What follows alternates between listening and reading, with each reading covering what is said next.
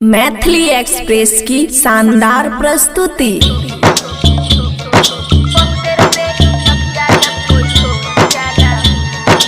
माया recording studio Rajanpur. प्यार में जब के हुआ अपन दिलवा तोड़ जाला हो, प्यार में जब के हुआ अपन दिलवा तोड़ जाला हो। बहुत रोबे ई अखिया जब कोई छोड़ जाला हो, बहुत रोबे ई अखिया जब कोई छोड़ जाला हो। नजर के सोझा दूसरा से नहीं जोड़ जाला हो, नजर के सोझा दूसरा से नहीं जोड़ जाला हो।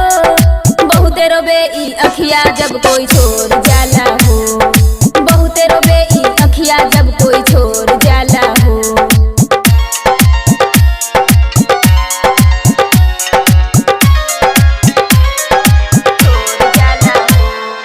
डीजे सुमित सतीश रैना, डीजे सुमित सतीश रैना, लागे न कुछ हुआ था मिलेला गम हो, जिए के आस होई जाला खत्म हो, जाला खत्म हो।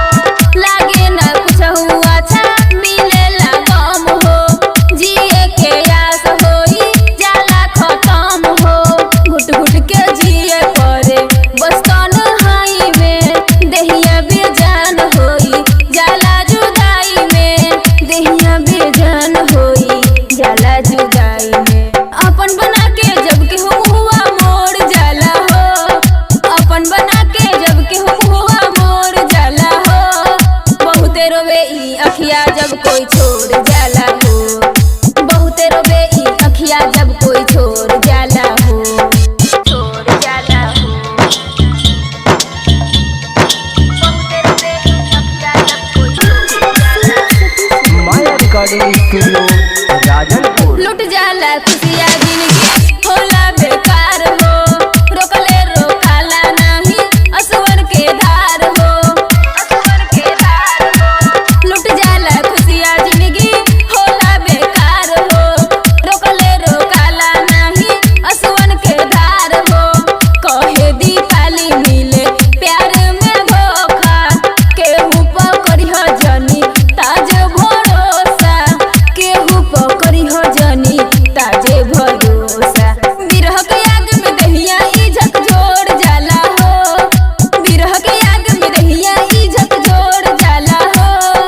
बहुत रोवे ई अखिया जब कोई छोड़ जाला हो, बहुत रोवे ई अखिया जब कोई छोड़ जाला हो। प्यार में जब के हुआ अपन दिलवा तोड़ जाला हो, प्यार में जब के हुआ अपन दिलवा तोड़ जाला हो।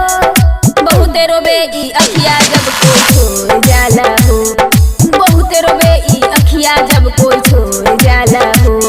माया रिकॉर्डिंग स्टूडियो राजनपुर।